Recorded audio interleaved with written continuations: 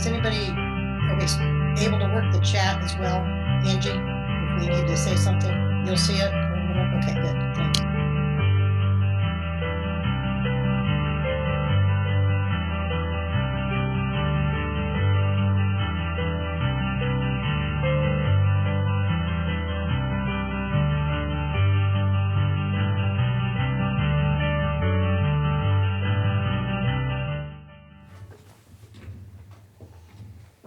Are you connected, Eric? I am, but it doesn't look good. Doesn't look good. Yeah. Ken, you're on. And I just popped back up. Hello, everybody. This is the work session for the Board of Mayor and Aldermen for Tuesday, May the 12th, 2020. This meeting will limit physical access in the meeting room due to the current limitations on public gatherings. Accommodations have been made to ensure that the public is able to participate in the meeting. The public may participate in the following ways: watch the meeting on Franklin TV or the City of Franklin website. Watch the live stream through the City of Franklin Facebook and YouTube accounts. Call into the teleconference meeting at 615-550-8420. Callers will be unmuted and given an opportunity to ask questions during the meeting at specific times. Limited viewing will be available in the lobby of City Hall to watch the live video. The public may email questions prior to the start of the meeting to recorder@franklintn.gov to be read aloud. The city YouTube site is www.youtube.com/ I'm lost. Where are your wired? Mr. Mayor? One moment, we lost the mayor's connection. Your wired ones, do you have those with you today?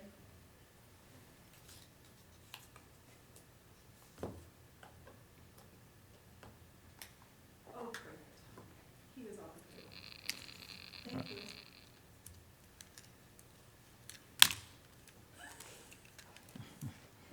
Minor adjustments. Do you think it was the headphones? It was last time. I don't even see his picture on mine. I have no picture. I see your keeper. He's on camera.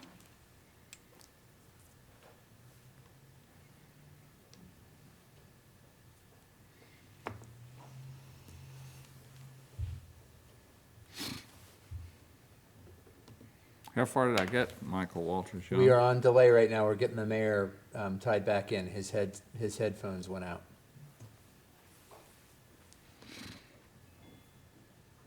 These are from the bag. Oh, sorry, he found, he had it. I tried to text you, you were so fast. He brought him in. Because he was over here. Okay,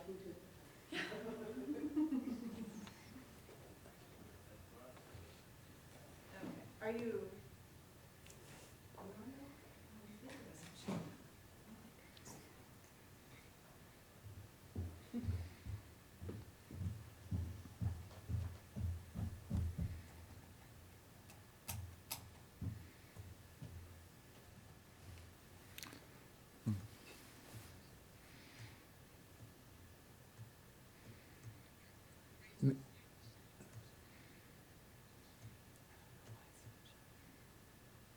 If you talk.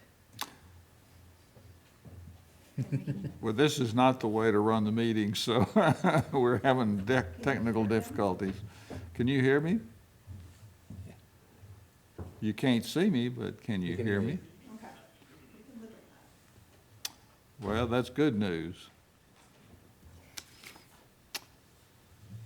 Man, is it delayed? Somebody's.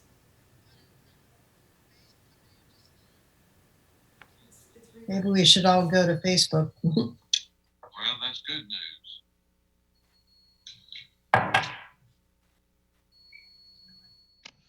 Well, as we were saying, You can go to YouTube.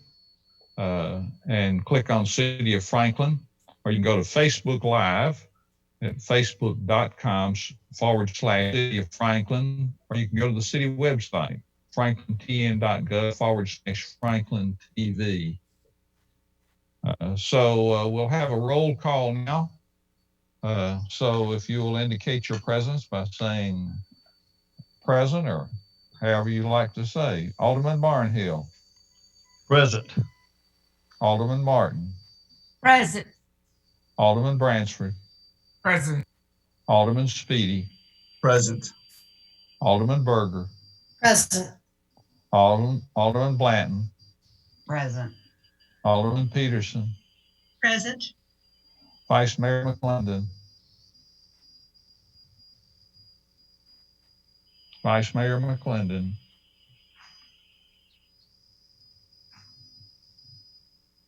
We heard I'm him present. earlier. There we go. Thank you, Vice Mayor. So we have a full complement of the Board of Mayor and Alderman. We'll now move on to meeting procedure changes. Consideration of Resolution 2020-57, a resolution declaring that the Board of Mayor and Alderman members shall meet on May the 12th, 2020 for work session and conduct its essential business by electronic means rather than being required to gather a quorum of the members physically present in the same locations because it's necessary to protect the health, safety, and welfare of Tennesseans in light of the COVID-19 outbreak. I'd entertain a motion. Move for approval. Alderman Martin has moved for approval. Is there a second? Second. Second by the Vice Mayor. Any discussion? Ready to vote? Alderman Barnhill, how do you vote? Alderman Barnhill votes yes. Alderman Martin. Yes. Alderman Bransford. Yes. Alderman Speedy. Yes. Alderman Berger. Yes. Alderman Blanton. Yes. Alderman Peterson. Yes. Vice Mayor McClendon. Yes. Passes unanimously. We'll now move on to citizen comments on items that are not on the agenda. Do we have anyone on the phone, Mr. Stuckey? Do we have any comments from the phone lines? Nothing, Mr. Mayor? We have no citizen comments on items not on the agenda, so we'll now move on to work session discussion items. And the first item is consideration of resolution 2020-59, awarding construction contract for Fifth Avenue parking lot project to Mid-10 Constructors, Inc. in the amount of $224,346 and establishing a project contingency of $50,000. This is a project that was. Good evening, Mayor, and just going to quick introduction here. Paul will talk you through this, but this is an item that was on your approved capital investment projects, and we were able to take bid and receive very favorable bids, and Paul will walk through those for you. Sorry about that, Eric. This is Mid-10 Constructors was the low bidder, and we're recommending approval of proceeding with this, and it involves the construction of around 27 parking spaces. I got a phone call earlier asking that I share what we're doing, and so I'm going to pull up, if I can share my screen, I'm going to pull it up real quick just to make sure that everyone can see it. Oh. So you should be able to see it right here. This is property that we own. We actually condemned it or purchased it as part of the Hillsborough Phase 1 project. And it since has been just essentially a gravel parking lot. And so what we're proposing to do with it and what was included in your CIP was to essentially pave it and provide more parking for the downtown area. And as Eric stated before, we received favorable bids for it, and we're recommending approval to proceed with this project and happy to answer any questions. Just one quick specific note that the CIP had a budget for about $500,000 for this project. And as you can see, it came in at less than half of that number. So we're pleased with that and ready to answer any questions and move this project forward.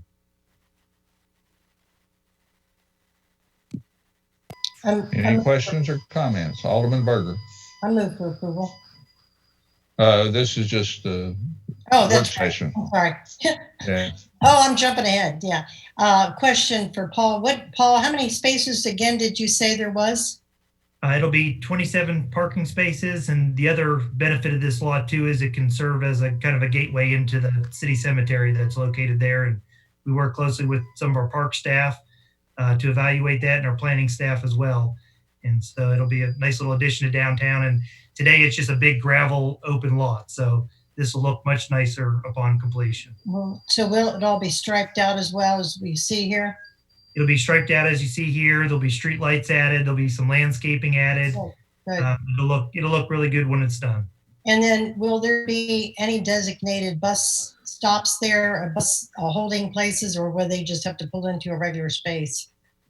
Yeah, that's a good point. It can be used for spillover bus parking possibly, and they can just pull into spaces and we can sign that appropriately.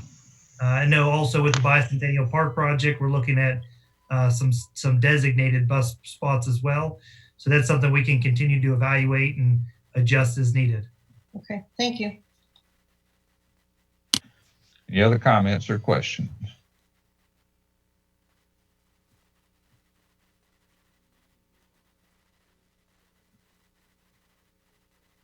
Amend title. You're muted. Pause button didn't work. Item number 3, consideration ordinance 2020-07, an ordinance to amend Title 18, Chapter 2 of the Franklin Municipal Code for the purpose of providing winter pricing for sanitary sewer. So this is just the ordinance that we've talked about, the change to municipal code. So just to kind of summarize again, the winter pricing model is we divided the summer months and the winter months up per our NPDES permit. So the summer is May to October, and the winter is November to April. The sewer summer charge will be based off of the average of the winter months plus 30%, so 130%. And then the water consumption will be based off of the actual water consumption that we read. So we've been in coordination with IT and with revenue management to kind of make sure that this is ready to go to be implemented. There's a revenue implication for sewer of calculated from finance about $231,000 that we'll have to consider as we do the cost of service study later this year. One of the things we looked at with this is also an estimated cost per customer, and that comes out to about 80 cents per customer per month in terms of the revenue that is potentially lost by this change in calculation. Obviously, this can vary a little bit by year and by usage in terms of especially the usage for where folks might be irrigating, but based on a typical year, that's what that come out to. So it's a fairly minimal revenue loss compared to a $20 million plus utility.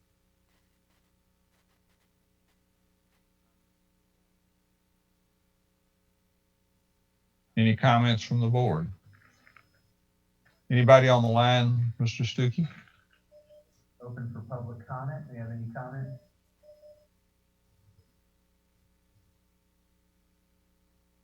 No. Okay. We'll move on to item number 4, discussion on the user fees for water and sanitary sewer for 2021 and 2022. So one of the components you did for supporting your water utilities, both drinking water and Water treatment. And we've done this for several years where we have a 5-year rate plan.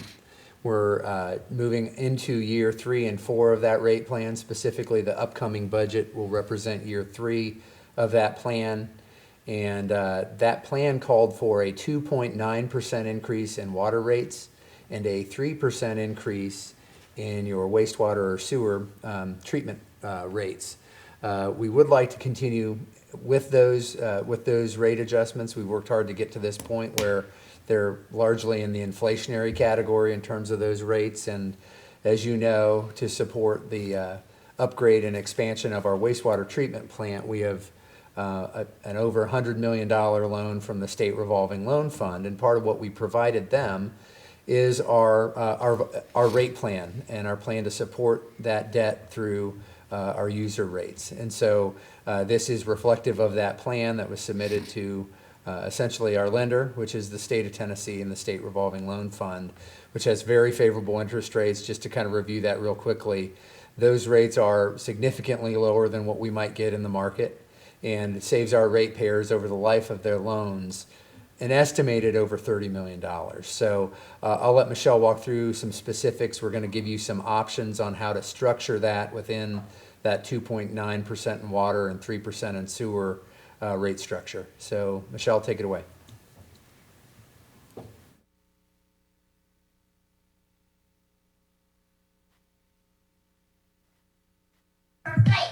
Hold on, my VPN just kicked me out and I'm having trouble pulling up the presentation. I apologize. We can put it on the screen. We'll screen share it if that helps the rest.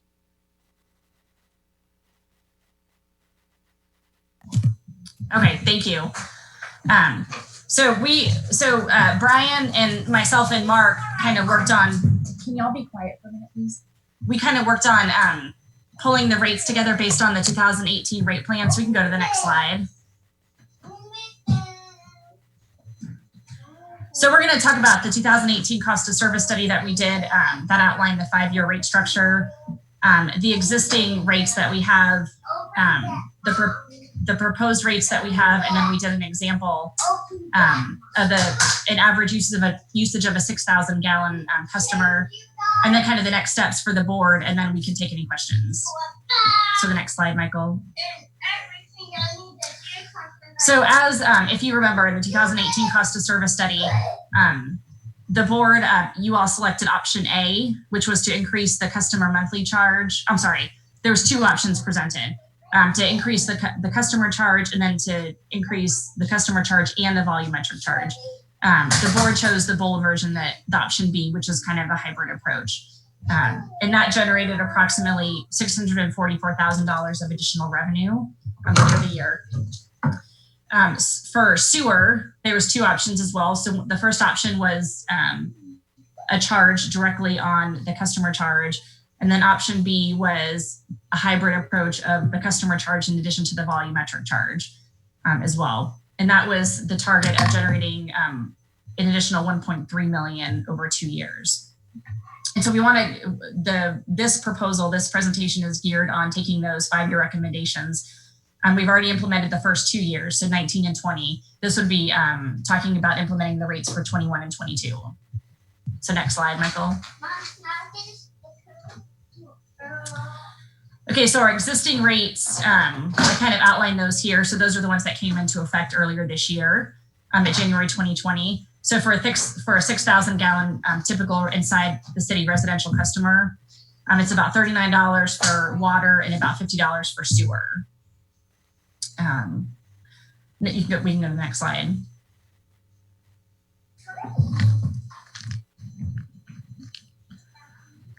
Okay, so for the proposed rates that we came up with 3 options actually this time. So the first one is option A, is going with the same kind of methodology that Jackson Thornton presented, to increase solely the monthly customer charge by $1.50 each year for the 2 years in each rate class. So for example, the 6,000 gallon per month inside residential bill, this next year would be $40.76. So the existing rates have it about $39 we just talked about. In 2022, it would be adding the $1.50 onto that would be $42.26 for 6,000 gallon customer. So option B is taking the hybrid approach, is taking the customer charge, increasing by 75 cents and increasing the volumetric charge by 11 cents each year. So that's increasing the bill to $40.56, and then the year after that would be $41.86. So that's a pretty minimal amount. And then option C we developed was kind of taking just the solely volumetric charge. So adding the recommended 2.9% onto the volumetric charge. That would, and then you can see the 2021 bill is $40.36, and the 2022 bill, which I have a typo in that presentation, I apologize, is $41.46. So those are pretty minimal jumps. But the 2.9% that Eric mentioned kind of is the more inflationary cost. So you can go to the next slide for sewer. Okay, so the sewer we looked at in the previous slide was around $50 for our current rates. So the same thing for sewer, we developed 3 options. So option A was solely the customer charge. So that's increasing the customer charge by $232 each year for 2 years for each rate class. And then we did the example for the 6,000 gallon per month customer. Option B is increasing the monthly customer charge by $1.16. So half of that, and then increasing the volumetric charge by 14 cents. So we have that, those rates as well for the 6,000 gallon customer. And then option C, where we did, is the solely volumetric charge. And that's by 28 cents per each year per rate class. And we have the 2021 and 2022 rates on there. So kind of as comparison, the existing rates have the 6,000 gallon per month residential customer at around $50. So, about a $3 to $4 increase. We go to the next slide, Michael. So kind of the next steps, I know we went through that pretty fast, but so the next steps, pending your recommendation tonight on which option to select, would be to develop an ordinance based on the recommendation. And then we present the ordinance at the May 26th work session. And then it would go to 2 voting reads. And then that would be set to be implemented in January 21 and then January of 22. So similar to how the existing rates have been implemented. So with that, is there any questions or discussion?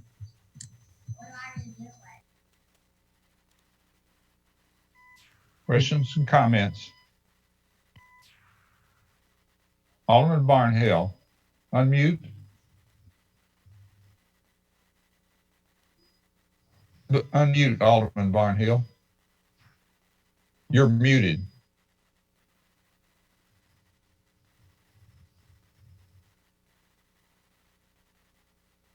No, sir.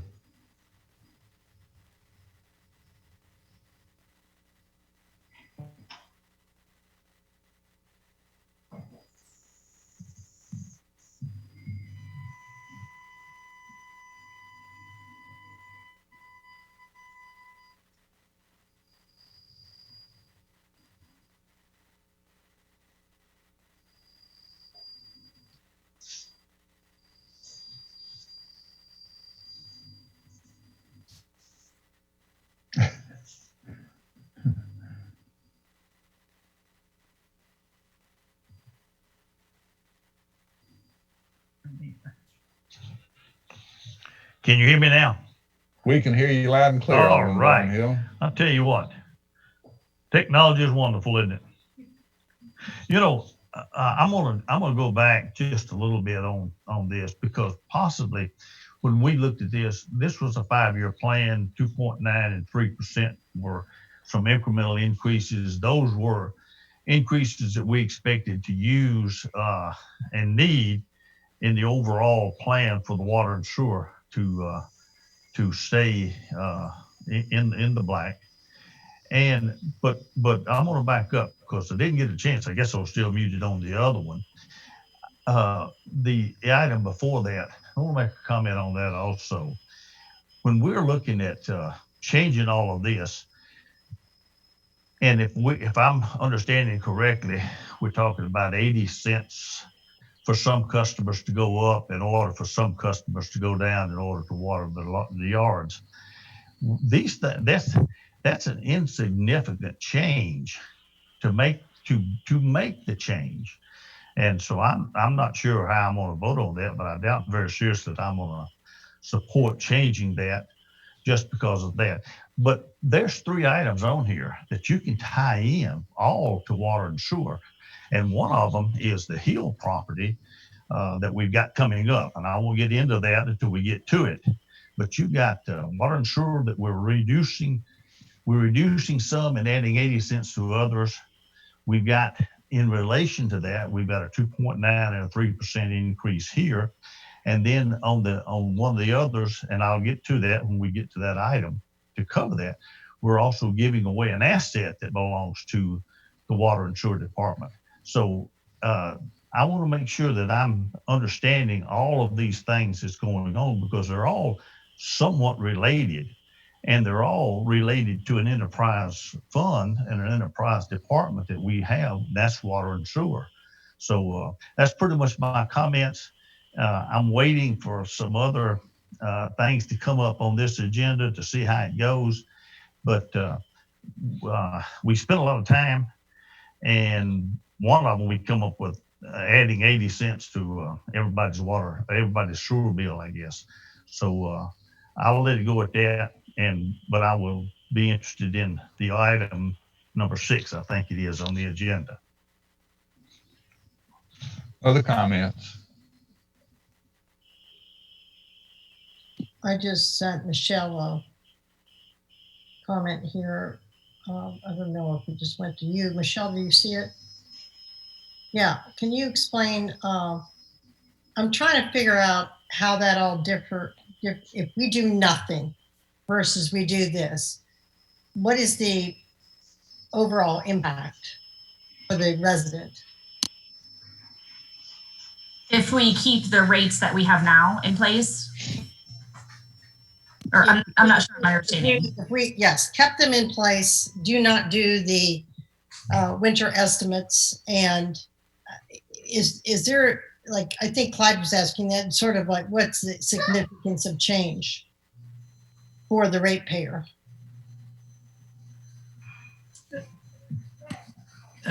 If I may,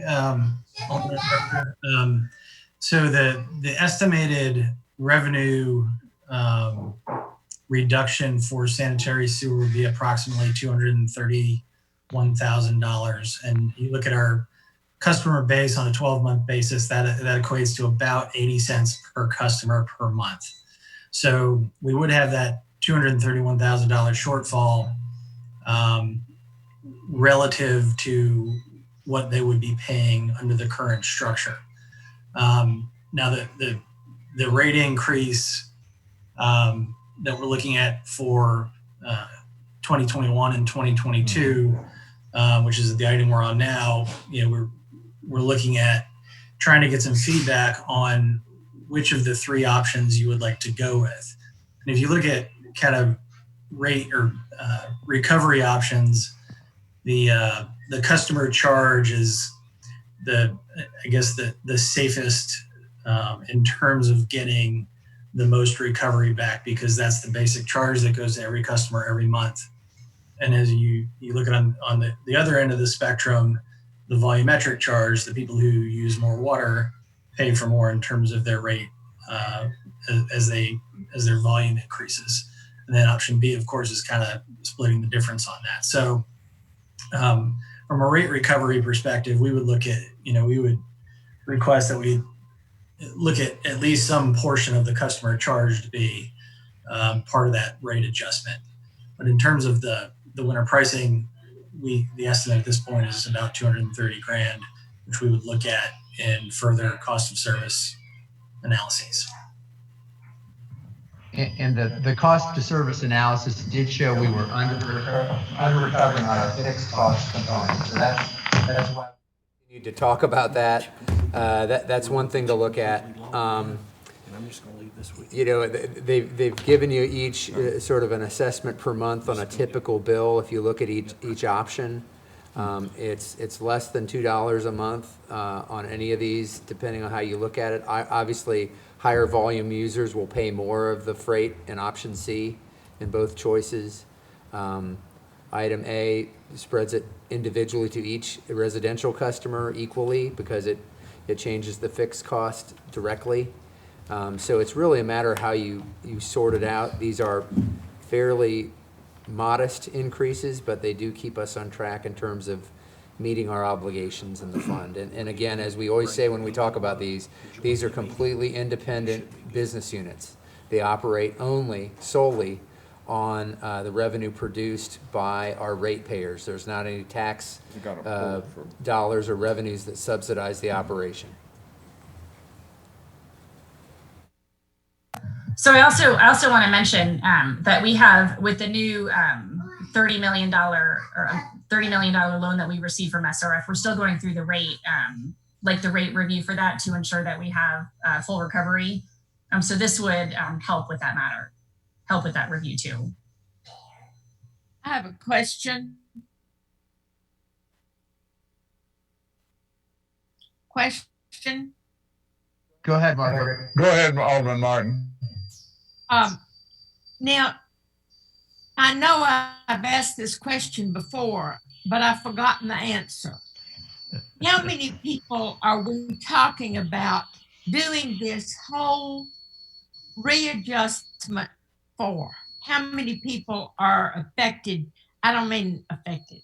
How many, we'll all be affected, but how many people are we trying to accommodate by making this huge change? Are you talking about the winter pricing? Yes. Well, it depends on how many people irrigate, and we don't necessarily know that. It is not a huge change. It is $230,000 out of a $20+ million utility. It is a relatively small revenue shift because we've integrated that 30% allocation on top of the average number, so that helps address some components of that. Thank you. Eric, Mayor, if you take that 30% out, it's a huge number. And that's why this is recommended to have that on top of it, because it gets at potential increased usage in the summer months, so that we don't lose that aspect of it. This is actually the same rate structure that Metro Nashville uses with their winter averaging.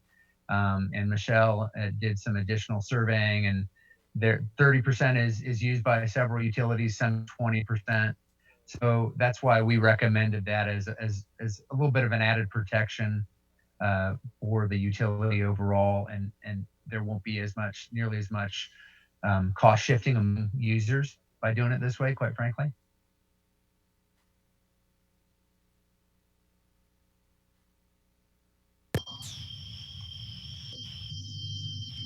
Any other questions or comments? Do we have any citizen comments, Mr. Stuckey? Any comments on the line?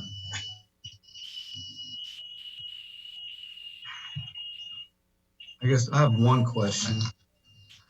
I guess tying them together, since we are looking at the winter averaging model, I mean, we know it's not going to, the average is 80 cents, but there are going to be some users that will be affected. And we know that we looked at, in lieu of anybody getting an irrigation meter in a 15-year break-even period, this is probably at least a more equitable way to charge sewer rates. But so if we're going to more of a flat rate, would that option A for the sewer A calendar. more in line with what we're trying to do and had us kind of just avoid the fluctuation in the sewer rates?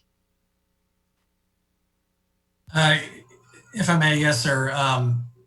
Again, that doing the customer charge, that's where we are typically under recovering across the board, and that provides for a more stable revenue for the utilities.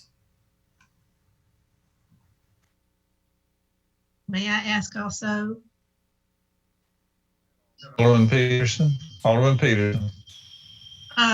If we're looking at option C on the things that we've talked about last, not the not with the winter 30% or anything, but it does indicate in option C that the people who are using more will pay more, right? Yes, ma'am. Option C is related to the volumetric charge. So those that use more will pay more. Does that answer your question? Yes. Okay.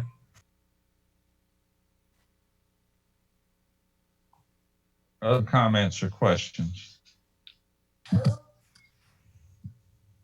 So in order for us to kind of keep on schedule with the next meeting, we need to get the recommended option to prepare the ordinance.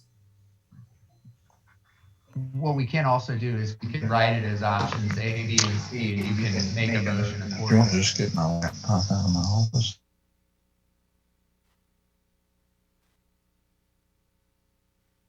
Yes, sir. We could certainly write it that way and present it to the board on the 26th.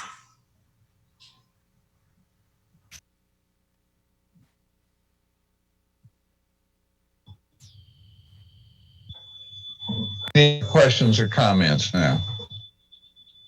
Ready to move forward?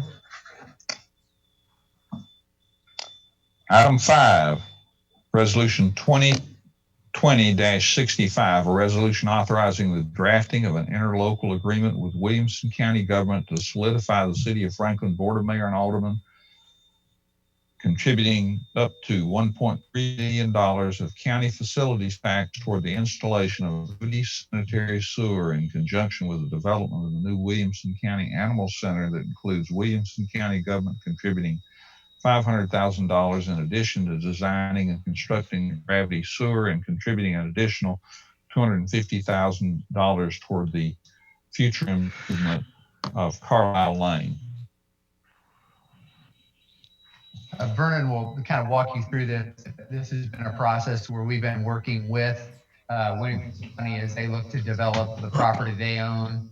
On Old Charlotte, that would maybe in the future incorporate multiple county functions, but initially they're looking to build out a new county animal center there, and this is looking at how you booster that specific development, but also provide for further build out and development of that area of the city down the line, and maximize our use of gravity sewer and kind of do a longer term approach to building the infrastructure in this area. So I'll let Vernon's worked very closely with the county on this. I'll have him walk you through that.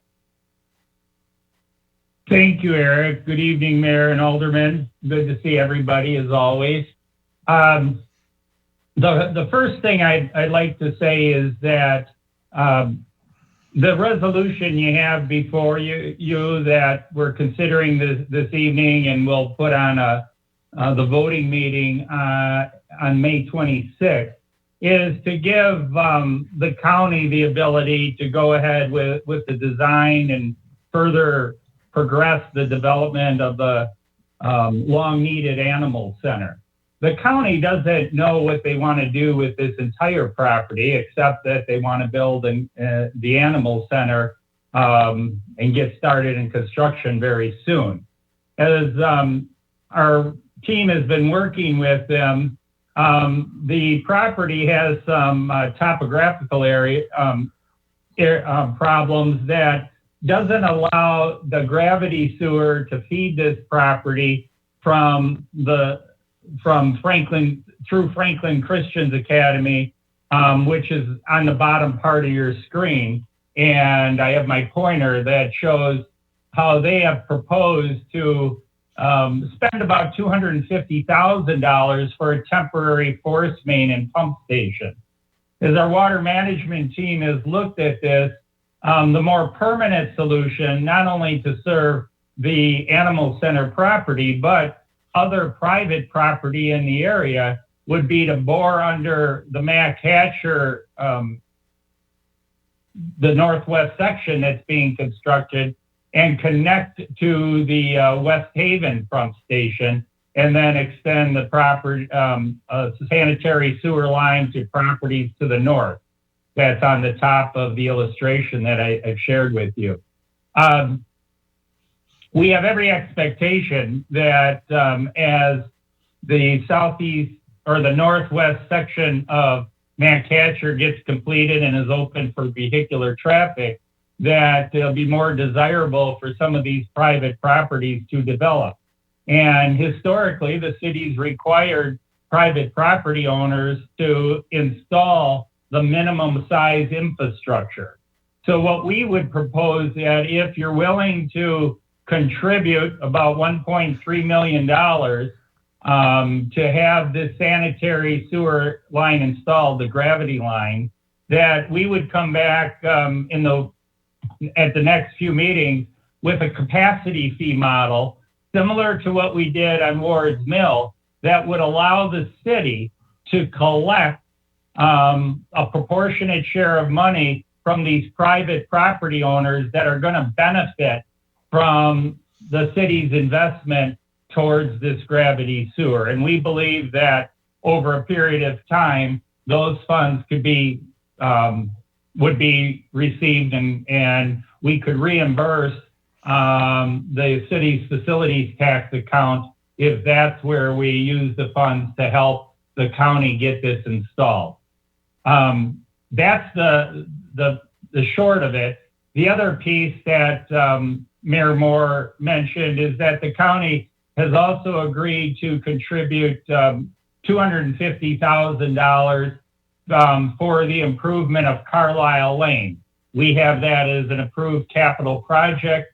The county would contribute that money, and so whenever we proceed, or the board decides to proceed with improving Carlisle Lane, we would put that money towards this improvement. While I have your attention, I do want to mention that this portion of Old Charlotte that I have the pointer on here, and there's a trailhead that TDOT will be building for people to access the multi-use trail that'll be installed along Machatcher, is we're contemplating allowing this to be vacated and dedicated to Franklin Christian Academy, who will allow it to be used as a private driveway, but also as an all-access public easement for people to get to the trailhead. And this will be coming back at a future meeting if we're able to work out the details with them. Franklin Christian Academy would be required to maintain it as a driveway and access, but also that it avoids them having to widen Old Charlotte to meet the city's street standards for a rural section of a road. So I've said a lot. If you have any questions, I should be able to answer them for you. Again, this resolution would authorize legal counsel from the county and our law department to draft up an interlocal agreement that spells out these details and bring it back to the board for approval in the very near future. Thank you. Good description. How about it, board? Any questions or comments? My question is, so the sewer capacity fee, would that be charged at the point in time that they decide to annex in, or would that be charged to the property owners now? No, the capacity fee would be charged with the building permit when they obtain a building permit to proceed with developing those private properties. And it's a fee right now, and we'll bring back the details. It'll probably be about in the area of $800 per SFUE that will be up and above our sewer and water impact, or our sewer impact fee. So it would be a charge when we issued a building permit, whether it was for residential or non-residential. I have a question. Vernon, where would the million point something Good. dollars come from? From the cities. As we've had discussions now, and we're going to refine those if you're in agreement with the concept, we had anticipated perhaps that the county facilities tax funds that we receive from the county, we would utilize those funds. And then the capacity fee model we would reimburse that account with those funds going forward. But since this is being used for a county facility, that seemed like a logical place to use those funds that are in that account. When we bring back the interlocal agreement, we will have that spelled out more specifically. Thank you. Mr. Mayor, may I ask? Alderman Peterson. Thank you. Well, I know that over the years, sometimes a development has extended sewer, and then they recaptured the payment that they had made whenever other people came in and hooked on to it. So in this case, the city would be recapturing the money that we put out. However, another point that I want to make is that the city general fund, let me put it this way. The city, I'm just saying general fund, but the city would be having to pay this money to the water and sewer fund, because that is a totally different fund. We've talked about a little bit earlier from Alderman Barnhill about it being an enterprise fund where they have to pay for their things. In other words, the taxpayers don't pay for the expenses of the water and sewer fund. So in this case, we would be taking the taxpayer money, for example, the general fund money, paying it, but then recovering, go ahead and pay the water and sewer fund. Then the taxpayer money would be repaid whenever the new development comes in and pays the extra fee that was just mentioned here. But as I say, there is a difference here, and it's going to show up, as Alderman Barnhill said, whenever we're talking about the Hill property. I have Alderman Berger waiting to make a comment, but Mr. Stuckey wanted to respond to Alderman Peterson. Thank you. Both the last two comments, I want to clarify a couple things with that. And this is where we need your guidance. Right now, we're proposing we could draw this initial 1.3 million from the county facilities tax. Now, we can structure this though, so as these additional fees are paid back, you could recapture that into the county facility, bring it back into the county facilities tax. It does not have to stay, as we collect that additional dollar amount that Vernon talked about, that can come back and replenish the county facilities tax. It's sort of like you can look at it more as an advance or as a advance to get this done. What we're faced with is the county could do a fairly limited pump-based improvement to the system that does not help serve the broader area. What we've got here is we've got them at least contributing $500,000 to the broader system solution, and we can bridge the balance of that using these county facilities tax dollars that then could be recaptured over time by future development that will happen in this area. And that especially will probably see some interest happen as Mac Hatcher is completed, that this area could potentially develop and we could recapture these dollars. So I just want to mention that to you to give you a little bit of context. We project in the new budget, we project fund balance at the end of next year in the county facilities tax of about $3.9 million. So you've got some capacity there you could use. We have used that for infrastructure related to either schools or county facilities typically.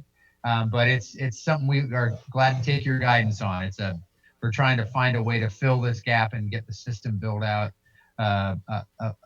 per our longer term plans.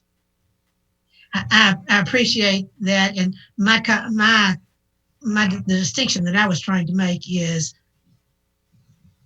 that it's not what the water and sewer fund is different, and we would be paying into that. And we would be getting recovery from it, as you say. And I like the idea of using the county facilities fund there. But my point is that is more, as I say, general fund versus water and sewer fund. Alderman Berger. Thank you, Mr. Mayor. Yes, I was just going to mention that. Thank you, Eric, for that explanation, because I would support the taking that off of the county facility tax, but I'd also think that we would need to replenish or recoup that money and replenish the that fund, put it back into that county facility tax fund. I would want to do that. That would be my preference.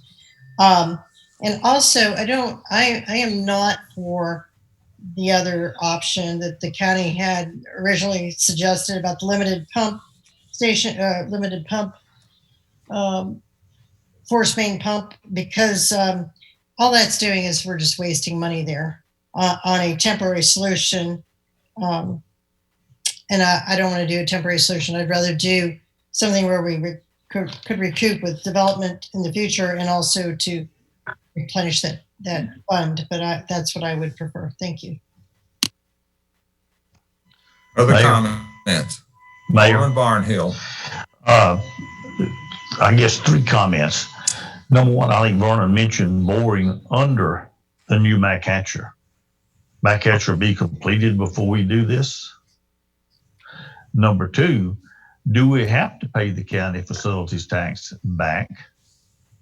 And number 3, is this similar to the special utility district that we created on Boyd Mill and one more, I think, out in Cool Springs, where we are hopefully assessing future growth in excess of possibly what we anticipate it may be costing us at our current money value.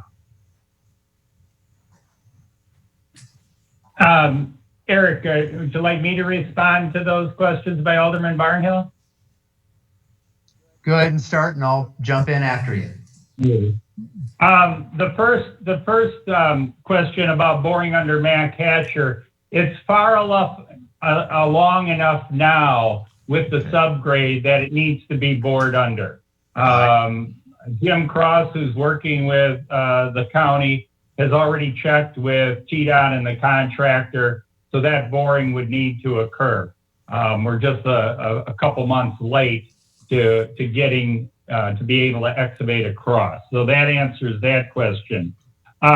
With respect to do we have to pay back the facilities tax? The justification that we approach this from is that historically in Franklin, private developers have always been required to install the minimum infrastructure. And for sanitary sewer, that's the installation of an 8-inch sanitary sewer line. If we required a larger diameter line, the developer would be able to recapture the material costs for that increase in size. So we believe that they should be responsible for paying back what the city is providing those costs. And yes, this is indeed very similar to what we did on Boyd Mill with the Ward's Mill development there. Okay. So yes, and we would come back separately of the interlocal agreement to implement a capacity fee model, explain the details, just as we did on Boyd Mill with the Ward's Mill development. So let me just add a little bit. I think it's a policy choice that you all can make about where we source this from. The county facility nature seemed to be a good connection, and it's a place where we had some capacity that might be able to be applied here. I think the repayment discussion is one for you to think about. Our ratepayers and our general citizenry are not exactly the same thing. And so that's something to look at and think through. You know, the county facilities tax dollars we have used for a wider variety of improvements, from roadway to other infrastructure in and around schools. I think some sidewalk or trail infrastructure. So there's been a lot of things we've used it for. And if we move those dollars out of that fund and just have it be repaid into water and sewer, that money then will continue to stay in the water and sewer realm. And I would recommend that you replenish it, or you bring it back into that county facilities tax fund so that you could use it for those broader purposes. But that is a policy choice that the board could make.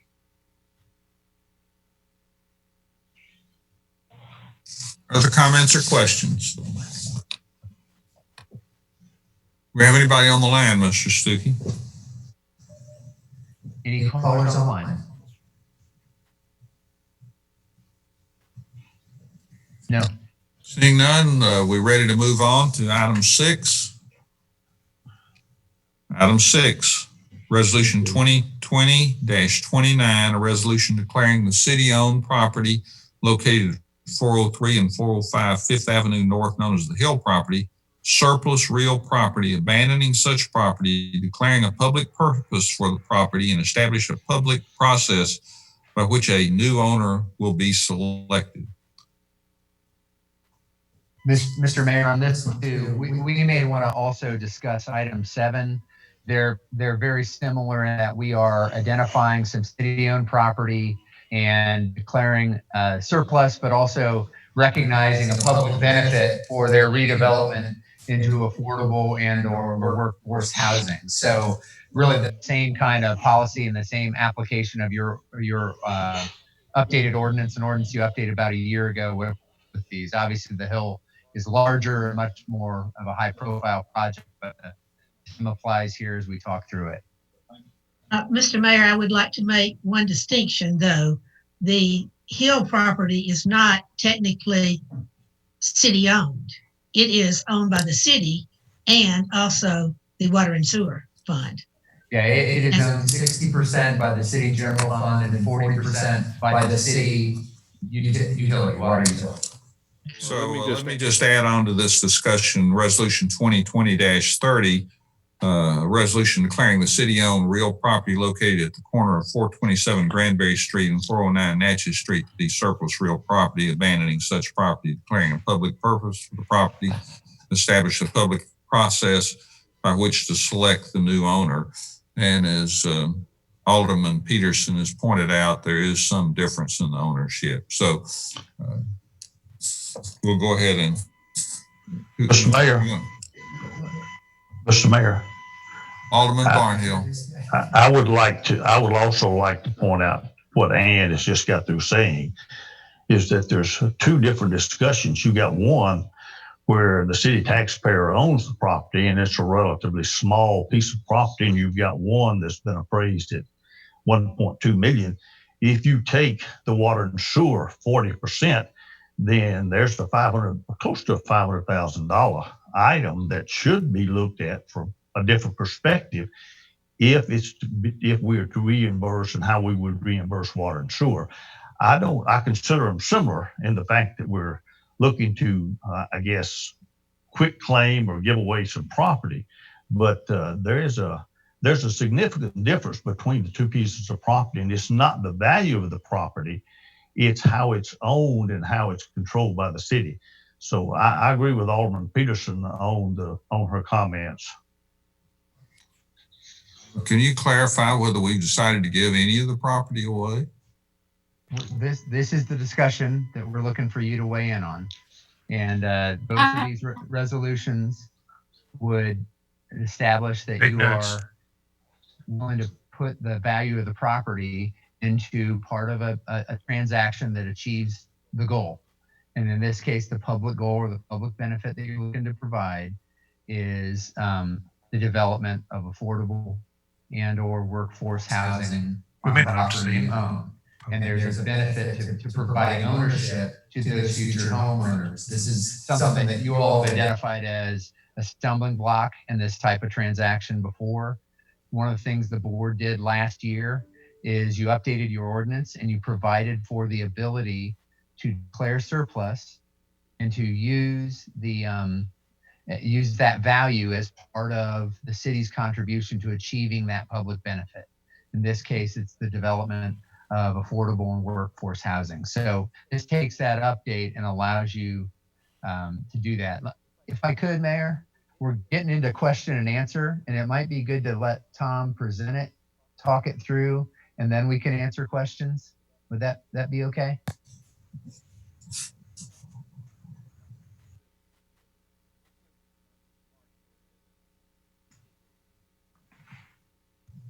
I didn't hear the mayor. Did he just pass it over? I've given you the go-ahead, Mr. Marsh. Somehow or other. Can't you read lips? Sorry, I missed that one. Good evening. Thank you. I have a few slides here that hopefully will, it'll help me be on point. And I'm going to try to share the screen here and get that up. So once again, as we've said, we'd like to talk about 2 items, 6 and 7, the 2 resolutions, and it is, as you've been talking about, a disposal of surplus real property. And as Mr. Stuckey mentioned, in terms of background, and as several of you have already pointed out, the resolutions are similar, but obviously different in scale. We have the Hill property, of several acres that has a potential for development of over 30 residential dwelling units, as we've discussed at various times over the last 18 months or so. And then also the city owns a small lot at the corner of Granbury and Natchez Street that is actually two parcels that will need to be combined. But when they are combined, they would be able to create a buildable lot for one dwelling unit. But as has been mentioned, through Ordinance 2019-11 last July, the board amended Section 5-802 of the Municipal Code that modified or clarified the process to dispose of real property. And through that section of the Municipal Code, it currently essentially sets up 3 steps that we're trying to accomplish through these 2 resolutions for each property that we're talking about.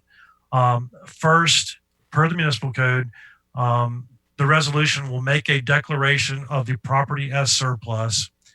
The second step is to identify the public purpose or benefit for the property. And as we've talked about in various meetings in the past, there was a desire by the board to declare the public purpose or the benefit for the production of affordable workforce housing. And so that this resolution, in the case of 20-29 for the Hill property and 20-30 for the Granbury Natchez property, each resolution will declare that public purpose. And then the third thing that was written into the municipal code last year that was kind of a new clarification is that through this resolution, the board will establish a public process by which the new owner or the owners will be chosen. And that's kind of where we go into next steps and what happens from here. So if these resolutions are adopted, the next step would be we would put out a public notice of a request for letters of interest. As you'll recall from the, particularly with the Hill property last year, we did, and this is addressed in the resolutions, and it mentions that we have had a previous response to letters of interest, but due to the time lag since then and the adoption of the amendment to the municipal code, we feel it's going to be prudent to actually re-advertise for letters of interest. And after we get those responses, and there's some additional details in the resolutions about the required notification through newspapers, as we usually do, 30-day period for response, and so on. So we'll obviously follow those requirements. After we get the responses, staff will review the responses. We may interact with the applicants as necessary to develop an agreement, flesh out their proposals, and then ultimately staff will come back to the board, present the responses to you with a recommendation as to the choice of the candidate and probably numerous parameters that go along with that selection and the way forward.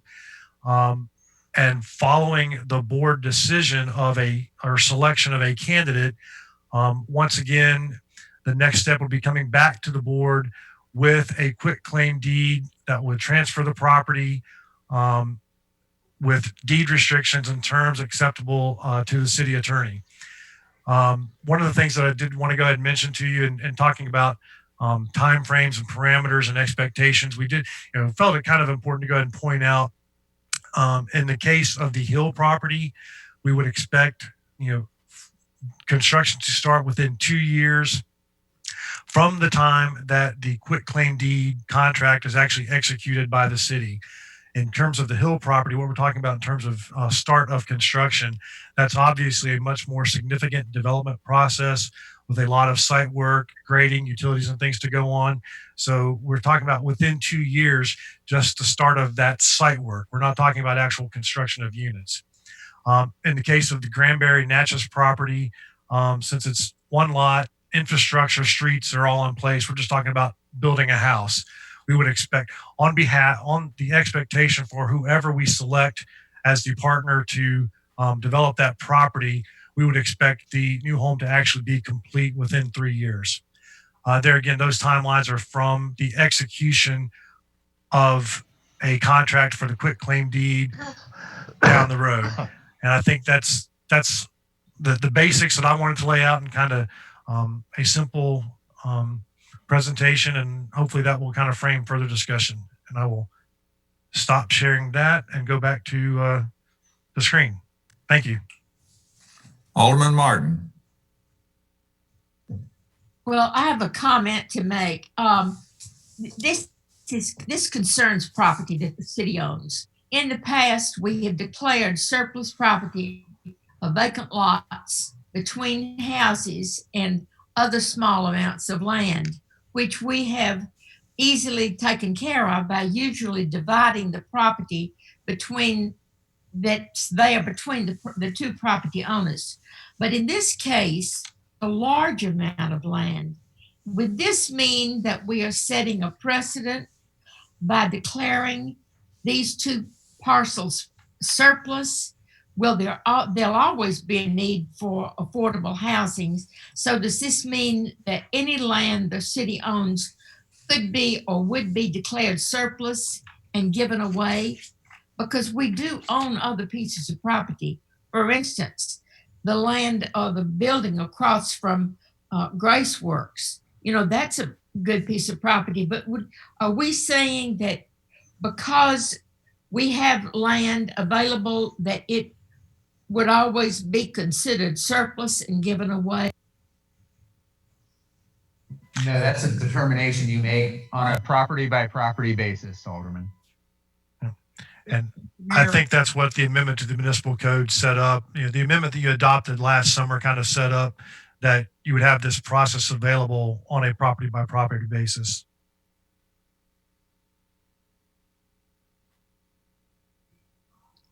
Mr. Mayor. Alderman Bransford, sorry. In fact, we'll just go down the line and let everybody make some comments. How's that? It'll be a lot easier. So we'll start with Alderman Bransford, and then I'll cycle through there. Yes, we've been working through this for several months, and it was very positive from the board. A year ago, 18 months ago, when we were looking at this property as a vision for the city to put affordable workforce housing there, and I think that was a great coming together of this board and this community. We had a lot of community input about this, so I would like to continue to see us move forward in the purpose for this property, particularly the Hill and the single family property along Natchez. I think both of those will fit the intent that we were looking at 18 months ago, 12 months ago regarding the Hill property. And we came together as a community for the most part that we need to move forward. And thank you all for putting together a process.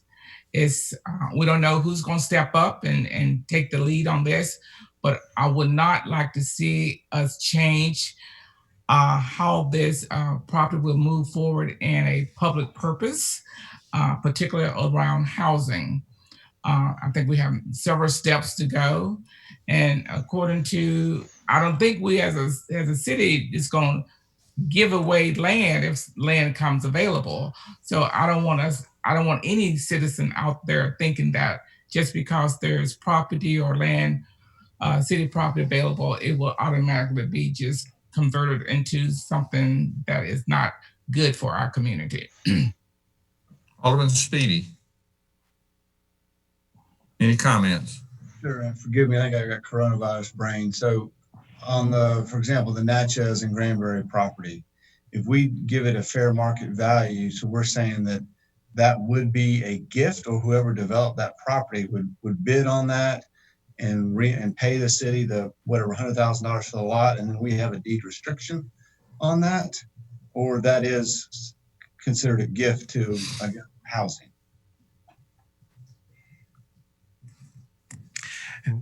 And it would be considered, the way it would be viewed as a partnership, and the city's contribution to the construction of the affordable housing would be to one option is to grant the property to another owner, developer, contractor, or one of our not-for-profit partners to build on that property. The actual relationship and terms would still to be determined. And we will, there might be in response to the request for interest, there might be different levels of participation that various respondents would present to us for the board to then consider. And not, one proposed partner might offer to pay us something for the land. Another respondent might request us to gift the land to them. But there again, either way, it is a city contribution to the furthering of affordable housing. Yeah, And another that's question would be the way the ordinance is set up. You kind of have a choice.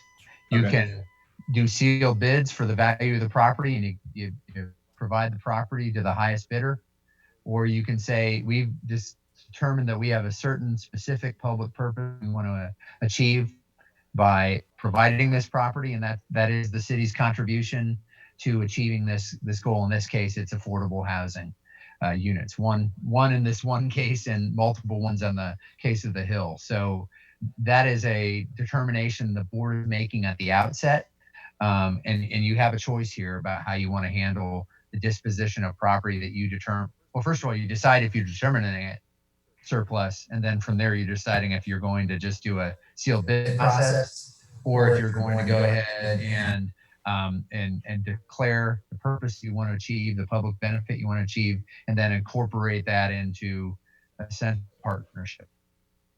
And so then again, if we just determine the Hill, we want the public benefit to be workforce housing, affordable housing, and let's say we give it away, then we would transfer the ownership to that developer as long as they've met our requirements. And then is this completely separate from what we had talked about in a couple other meetings, and the whole, we would be out of this 30-year or 50-year lease agreement? Yeah, in this case, you're transferring ownership, so you don't have to deal with a lease arrangement.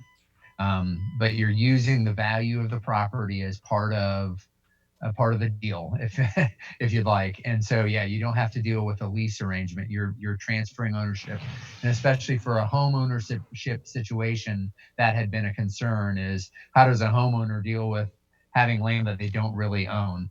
And this would eliminate that hurdle as well for individual property owners. Alderman Berger. Yes. Well, Scott just asked some of my questions, so I pretty much got those answered. So with this new way that we can look at property owned, we actually can say what goes there. We don't have to throw it out and then take the highest bidder. But if we say housing goes there, which we've all discussed, and we are deciding on housing, then are we committed to taking the highest bid or not? Or is that open? You are not. You're putting in your process for selection of the development partner. Okay, thought so. All right. So then are we indeed allowed to gift the land, or are we required to actually sell the land, or is there nothing said there? Either way. Shauna, you may want to address this more specifically, but by declaring it surplus, you are putting the value of the land into this transaction, and it would be transferred to the selected partner. But Shauna, you may want to address that more specifically. Sure. The way we drafted this the new paragraph 3 was to give you some alternative ways to dispose of surplus property. Okay. You can pick your path when it comes to this. So you can pick your purpose. You can pick the method upon which you would find a person to do that purpose for you, but you can also decide how you want to dispose of it. So in this third paragraph, if you want to say, we don't want to give it away, we would like to sell it, you can figure out a way to make that happen as well. It doesn't say that you have to give it away, but it also doesn't say that you have to sell it.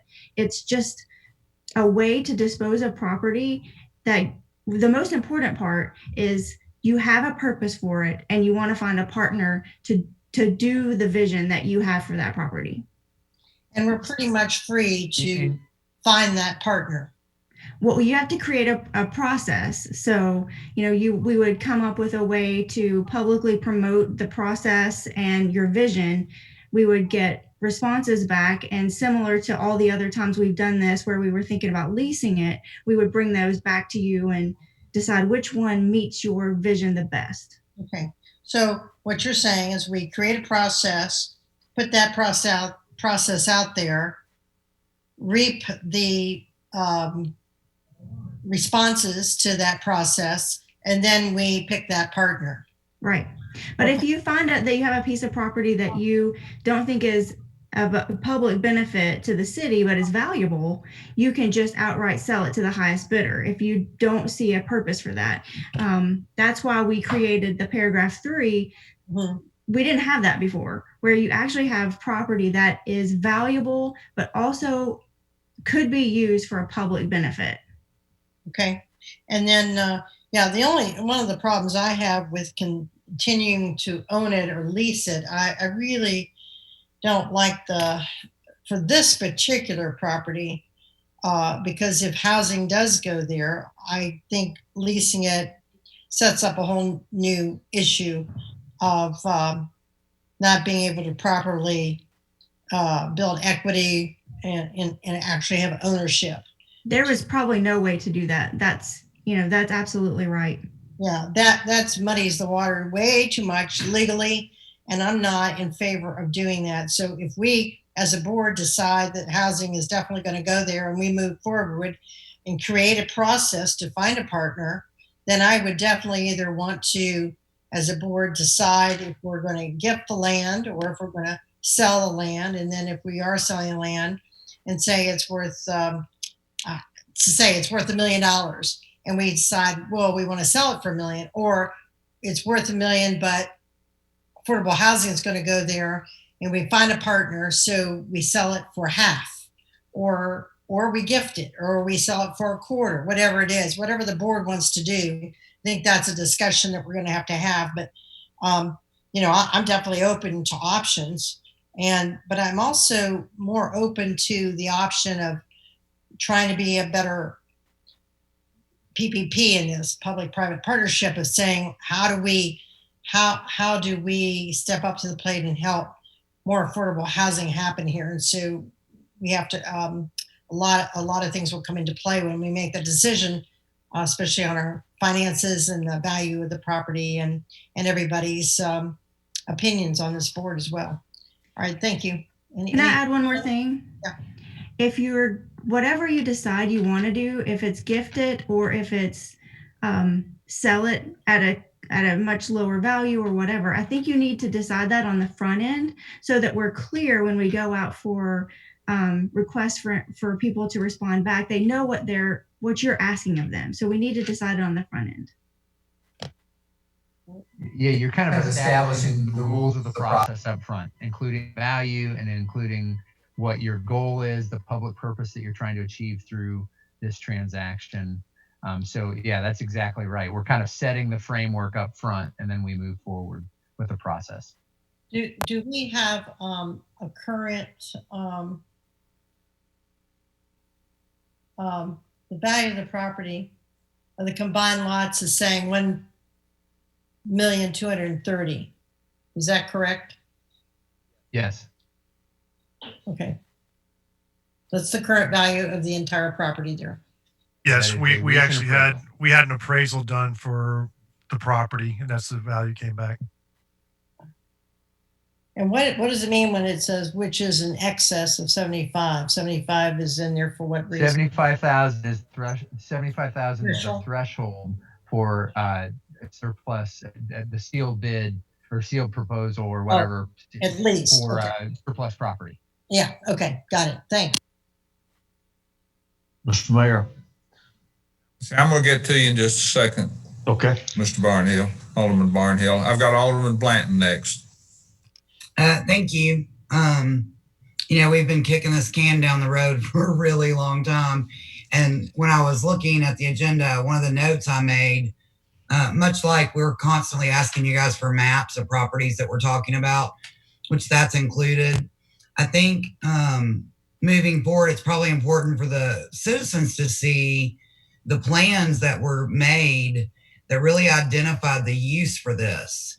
To say affordable housing in the way that we're presenting this now, sealed bids, it probably leads to a lot of misperception of what the vision is. I think the other thing I want to make sure I think we all understand is that the deed restriction portion of this is also going to be extremely important, not to be redundant.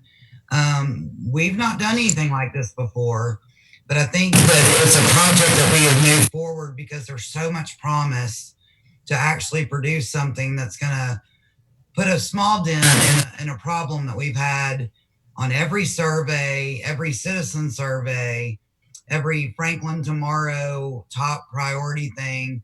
I mean, it's a real issue. And I do like the fact that we're going more towards an ownership of the property as opposed to a lease. I do think we've got people that are poised and ready and anxious to present their opportunity to be a part of this. I don't remember that it was unanimous when we voted on this, but I think if memory serves, there are more of us that are wanting to see this happen. And I just look forward to this moving forward whenever we can make it happen. So thank you for Shauna for trying to figure out a strategic way to build this, that it makes sense, but I'm extremely encouraged. So thank you. Alderman Peterson.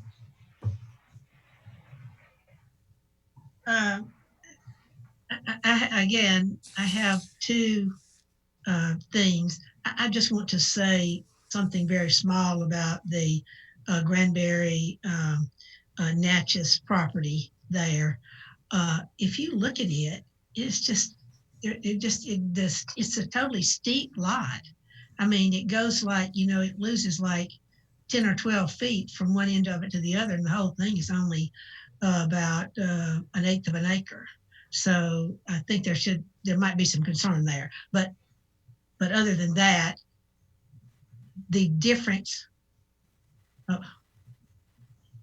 Yes, those two there. As I say, if you look at the contours on that, you'll see that literally it's like a 10 to 12 foot difference between the Granbury, side down to the part that's fronting on Natchez. But thank you. But that's just a small, concern about that particular piece of. Back to the other part on the hill, again, the concern that actually is 39% owned by the Water and Sewer Enterprise Fund is a deep concern of mine.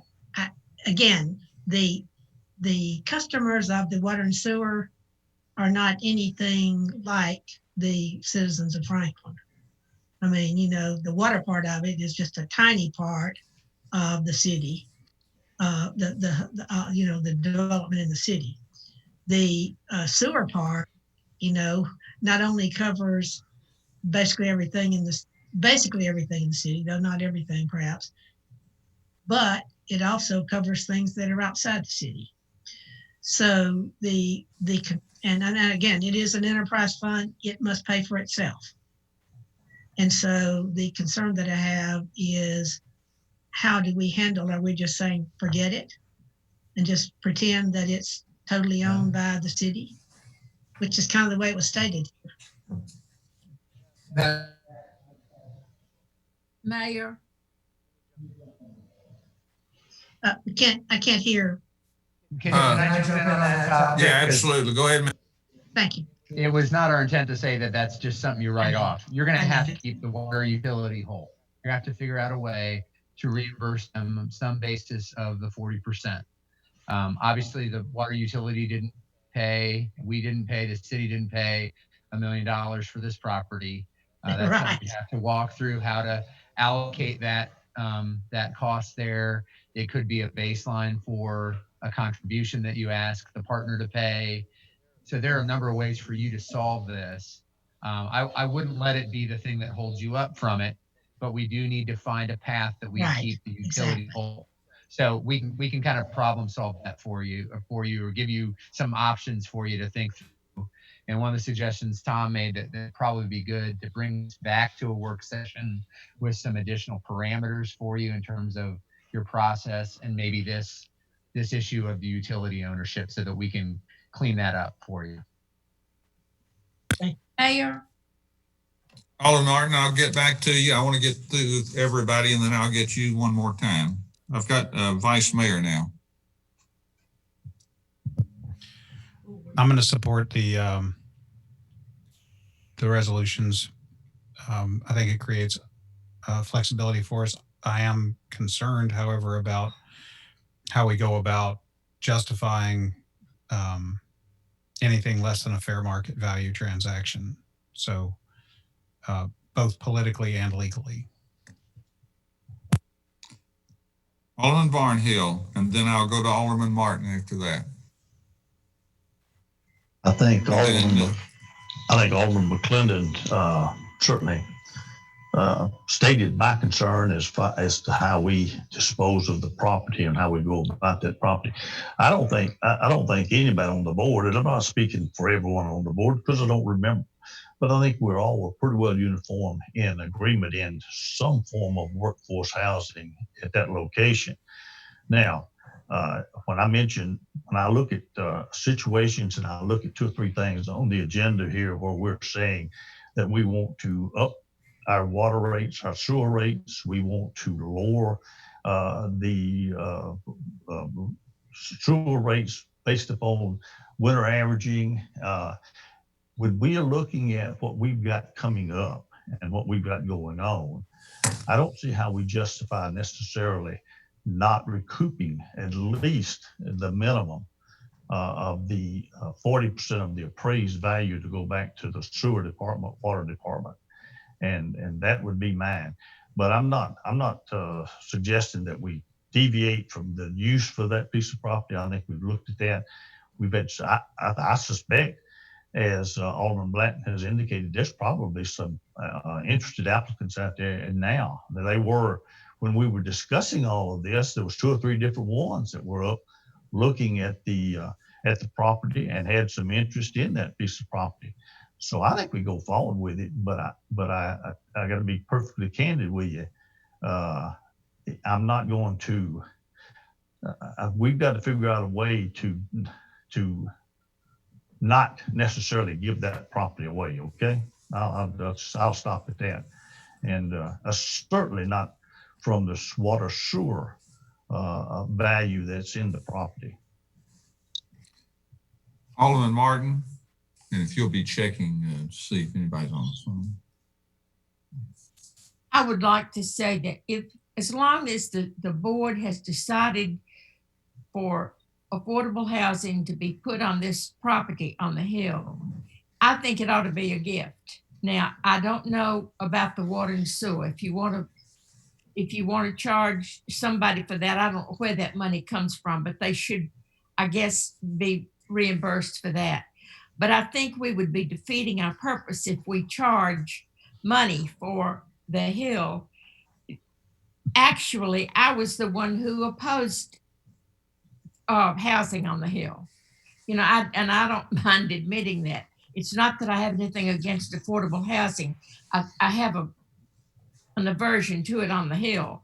But anyway, I think it ought to be a gift. And I think if the city wants to go into this business of doing this, then it ought to be a gift. And I would support that part of it. Do we have anybody on the line? Do we have any public comment from the phone line?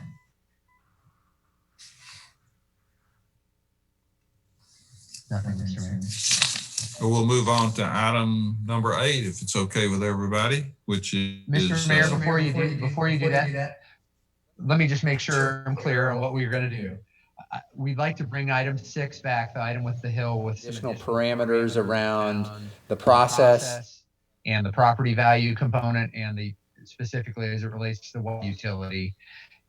I'm sensing probably folks are okay with us moving number 7 forward for a vote in 2 weeks because it's a pretty straightforward transaction. Am I reading that right? Yes, from me on that. I see head nods. I think we're good on that approach. Okay, item 8, which is City of Franklin Contract 2018-0155 Parkland Impact Fee and Mountain Bike Trail System Construction and Maintenance Agreement between the City of Franklin and Gateway Mosby Cool Springs. Thank you, Mayor.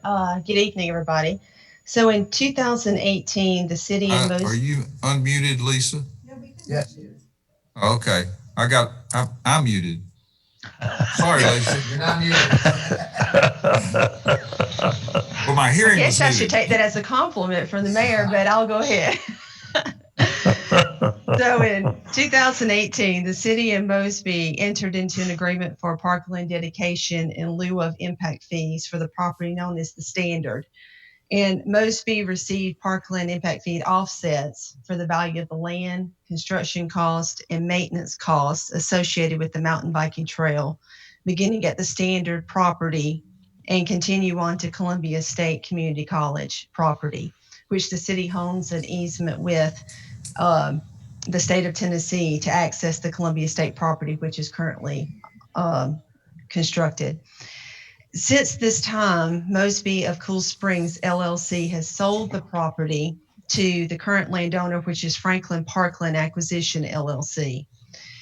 The current landowner would rather pay the maintenance fee, which was considered as part of the Parkland impact fee contract, and allow the city to maintain both the city and now the Standard, which is about a half a mile of the mountain bike trail.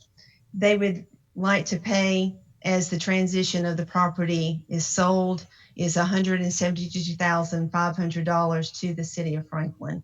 This would go into the general fund and would be used for general maintenance of this property. Staff is recommending this amendment of this contract, and I'll be happy to answer any questions. Any comments or questions? Seeing none, we'll go on to item 9. City of Franklin Contract 2020-0054, lease agreement between the City of Franklin and the Tennessee Recreation and Parks Association. And let me just pause there 1 second. Were there any public comments on the last item? Any public comments on the item related to the mountain bike agreement, trail agreement? Nothing, Mr. Mayor. Okay, we'll go on to number 9 that I just read. Thank you, Mayor. Good evening. This is a lease agreement between the city and the Tennessee Recreation and Parks Association for the use of the Parks trailer located inside Jim Warren Park. We've had an existing lease with them for several years and have a good relationship with them as tenants, and so they have decided to ask for another lease, which we are in agreement with. The lease will be for a term of 7 years with the option to renew for an additional 3. And the rent has been broken down in the contract on a per year basis, but essentially it'll be a 3% increase year after year. And the Parks staff would recommend approval of this agreement, and I'm happy to answer any questions you may have. Any comments or any questions? Anybody on the phone? Any comments on the item related to the lease at Jim Warren Park, the Tennessee Recreation and Parks Association? We'll move, comment, Mr. Mayor. We'll move on to item 10, which is City of Franklin Contract 2020-0109 with EMS Technology Solutions for Operative IQ software. Mr. Mayor, I'll make this one easy on everybody. This is actually an item that should have been placed as an item executed on behalf of the board. It's a relatively low dollar amount that we've actually executed. So you'll see that in 2 weeks as an item executed on behalf of the board. It's about an $8,000 software contract. Look forward to getting smarter with the IQ software. Item 11. Ordinance 2020-06, an ordinance to amend Title 16, Chapter 6 of the City of Franklin Municipal Code, the video, film, and photography production permit, and to amend Appendix A, Chapter 16 of the City of Franklin Municipal Code. Yeah, this is a quick follow-up from our last meeting. You had a couple questions that we wanted to walk through for you and give you more background. And so I think Holland and Monique are here to talk through that. Go ahead and take it away, Holland. Awesome. Thank you, Eric. Just a quick reminder on what the permit is that it's for productions that are on public streets or public sidewalks and or use large scale equipment that is disruptive. There's $100 permit application fee, $200 rush fee if we get a 4-day notice or less. There are fees for parking and for personnel and also for approved and unapproved changes. Go on to the next slide. And then you all asked about what Nashville's doing and what City of Wilmington and North Carolina is also doing. The City of Nashville has a $130 fee per permit, which is $30 more than we would charge. They require a 3-day notice. However, if they want to get assistance on street closures or using a park, they have to personally contact those departments, whereas we would go ahead and kind of help work with them on that for them on our behalf, on their behalf. So make it a little bit easier on them. And then for Wilmington, they do not have a permit fee. However, they do require a security bond of $5,000 or a $5,000 cash deposit to the city. You also have to have a 3-day notice for all locations, but in their downtown area, they do require a 5-day notice. Go on to the next slide. And this is also what we've been seeing for productions in Franklin from 2017 to 2019. And this is just the productions that we know about. This doesn't include the productions that we didn't know that were going on that might have been disruptive. So in the past 3 years, on average, we have about 60 to 70 productions. Most end up being small scale, but we do have, in the last 3 years, we've had 29 large scale productions. And again, we don't know if there's any other large scale productions that could have happened that just went under the radar. We've had a total of 191 productions in the past 3 years. And really with our rates compared to Nashville's rates, they might even recognize more that they should be coming down to Franklin for a better deal. So there's our extra information that we have for you. Do you all have any questions?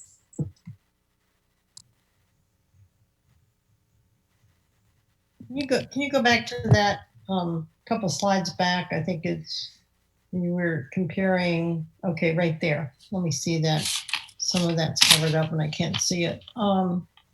Let's see, Nashville, okay, they had 130 per permit, 3-day notice. And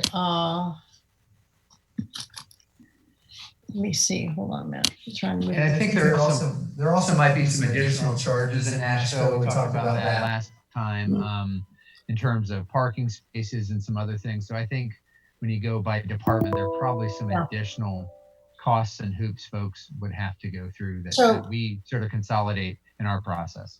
All right, so where I'm just going back here to look at ours, but so did we propose, okay, non-refundable $100 fee.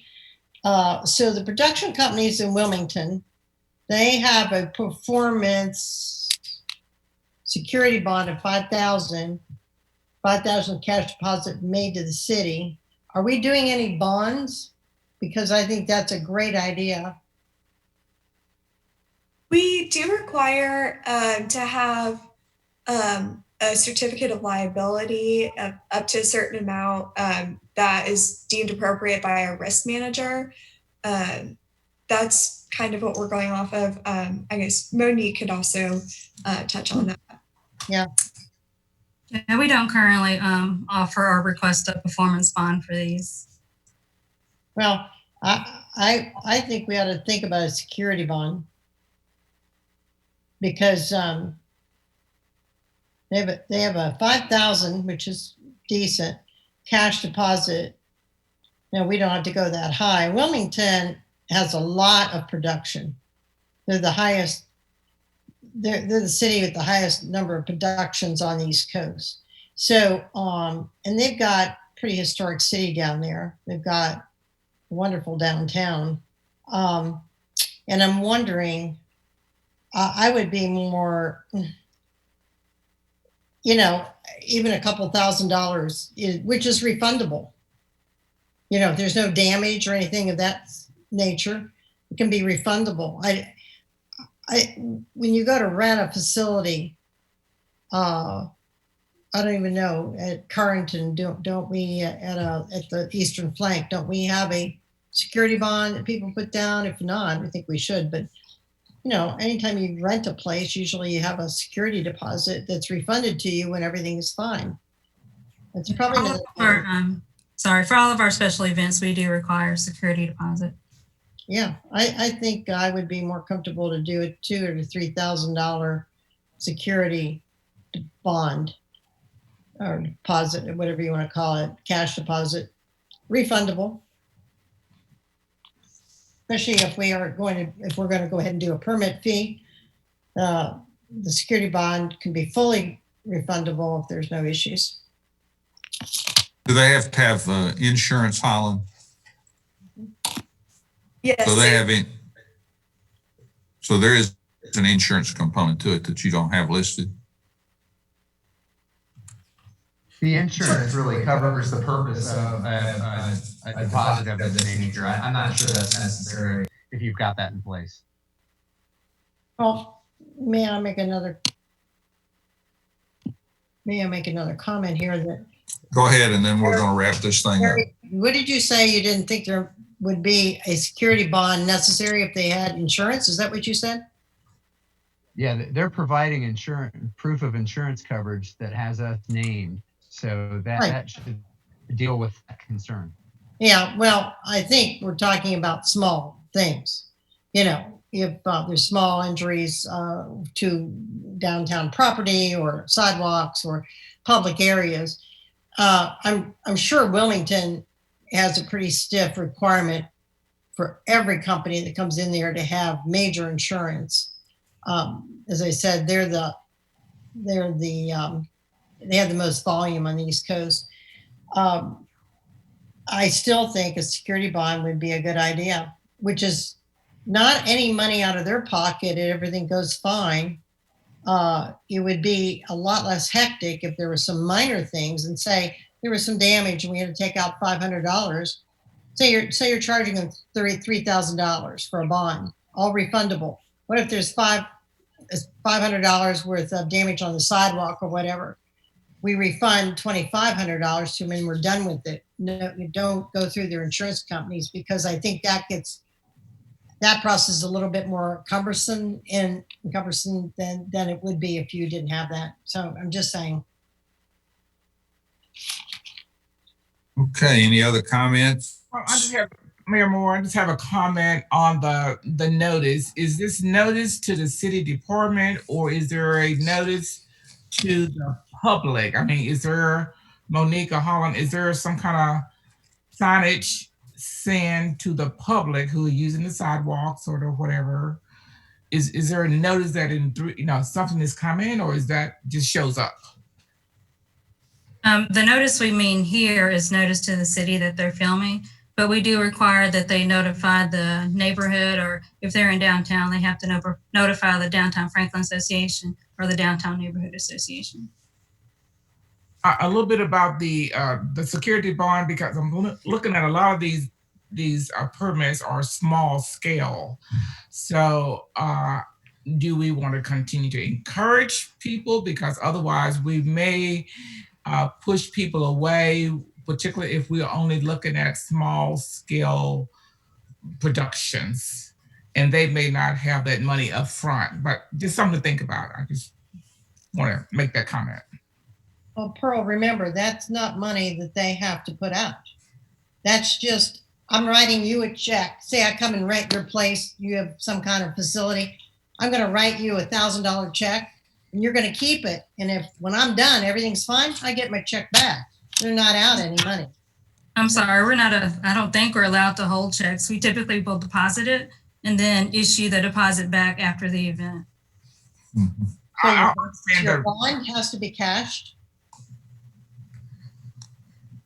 a bond actually has to be cash? No, she said that a deposit, they can't hold a check, that they would have to deposit the check and then write another check to refund whatever their deposit was. Is there any way around that? I mean, that sounds a little stiff. I mean, It really is not. I mean, if they're making a payment, we have to make sure they've made the payment and then we reimburse them. Honestly, I think this is more administrative headache than it's worth for a few $1,000s, especially when you've got the insurance coverage. I mean, okay, that's just my perspective. I think you get into a more of an administrative process than you maybe need for a small amount of money. well, obviously, Wilmington's not the only place that has a bond. Obviously, there's a reason for it. I'd like to know the reason for it. So, maybe we'll find that out. All right, thanks. I will also add that in my research of looking at fees and what other cities were doing, Wilmington was actually the only one to issue a security bond. All the others did require a certificate of liability as a way to make sure that their property would not be damaged. Okay, well, thanks. Okay, we'll be back at 7:00. Good work session. Thanks, everybody. Oh, you better check and see if anybody's on the phone before I kick them out. Any public comments on the filming permit? See you at 7.